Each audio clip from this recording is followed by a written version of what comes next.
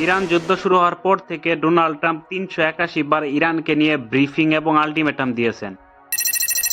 Trump ইরানকে অন্তত ৫ বার সময়সীমা বা ডেডলাইন দিয়েছেন, যার মধ্যে ৬ এপ্রিল তিনি হরমুজ প্রণালী খুলে দেওয়ার বিষয়ে একটি চূড়ান্ত সতর্কবার্তা দিয়েছিলেন।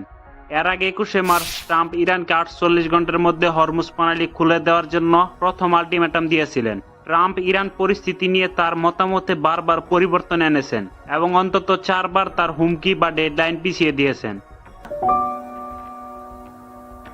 ট্রাম্প ইরানকে হুমকি দিয়েছিলেন যে যদি তারা হরমুজ প্রণালী খুলে না দেয় তবে মার্কিন যুক্তরাষ্ট্র ইরানের বিদ্যুৎ কেন্দ্র এবং জ্বালানি অবকাঠামো ধ্বংস করে দিবে, কিন্তু ইরান স্টিল তার আগের জায়গায় রয়েছে। জার্মান চ্যান্সেলর ফ্রিডরিখ মার্শ যুক্তরাষ্ট্রকে মন্তব্য করে বলেন, ইরান মার্কিন কর্মকর্তাদের আলোচনার নামে পাকিস্তানে নিয়ে যাচ্ছে এবং কোনো ফল ছাড়াই তাদের খালি হাতে ফিরিয়ে দিচ্ছে। তিনি আরও বলেন, একটি পুরো জাতি যুক্তরাষ্ট্র ইরানি নেতৃত্ব, বিশেষ করে তাদের আইআরজিসির কাছে অপমানিত হচ্ছে। A military operation based on misinformation and disinformation campaigns.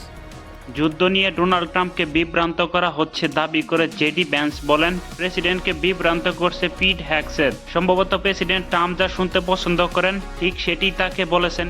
Pentagon কর্মকর্তাদের মধ্যে হ্যাগসেট সাধারণত সকাল ৮টায় ব্রিফিং করেন, যখন ট্রাম্প ফক্স নিউজ দেখেন। ট্রাম্পের একজন প্রাক্তন কর্মকর্তা বলেন, পিটের টিভিতে কাজ করার অভিজ্ঞতার কারণে তিনি খুব ভালো করেই জানেন ট্রাম্পের সঙ্গে কিভাবে কথা বলতে হয় এবং ট্রাম্প কি ভাবেন।